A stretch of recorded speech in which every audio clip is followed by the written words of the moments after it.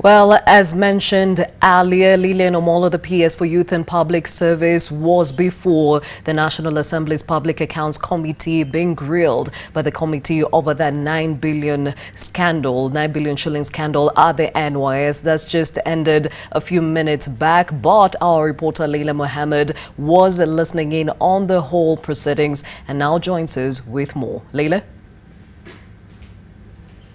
Well, Gladys, I'm looking at a 22-page report that Lilian Omollo presented before the Public Accounts Committee, which is headed by Honorable Opia Wandai, beg your pardon. And she has been categorical to state that no money could have gotten lost to the NYS, considering the fact that the IFME system is purely solid and all officers who are AIE holders are responsible for everything within that facility. So she says before the last 2 weeks in which the media has discussed about the alleged loss of 9 billion shillings,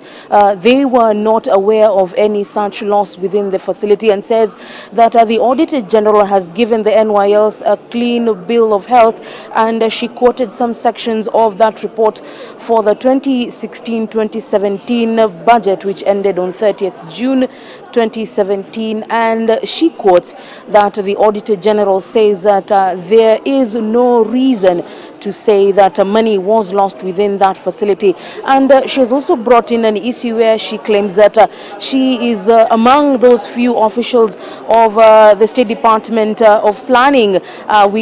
the Director General of the NYS, who have received threats based on some of the decisions they have made to deal away with the issues of private individuals who are bringing tenders into the organization, and says that they have been able to save billions of shillings from the NYS. And clearly she says where there's a big deal is the area of milk production that is being given to the facility, also meat suppliers especially, and oil, and as well as those facilities like uniforms that they were previously searching for from individual tenders, but now the NYS is using the directive by President Uhuru Kenyatta that it should be government to government. And when they began to engage with other government facilities, they began to experience this war, and that is why the committee was asking her if corruption is fighting back, but she was not able to express herself clearly, but says is in a position to give details in camera. So after an entire 2 hours of serious discussion about various audit reports of the 2014, 2015, 2016 budget, they have decided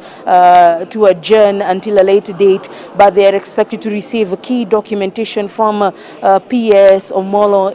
on Tuesday next week, just to give more detail to some of the statements that she has been able to place inside the committee meeting this morning. Gladys.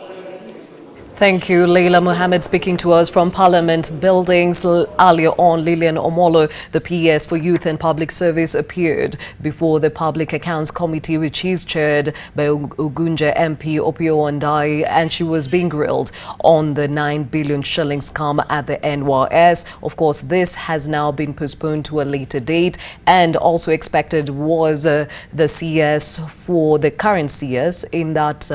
department, Margaret Kobier, and former CS Cicely Kariuki for the same issue, but of course they had asked that they be given another time to appear before the committee, as they were not available, and that shall be done. And when they do, we shall give you more details on the same. Now,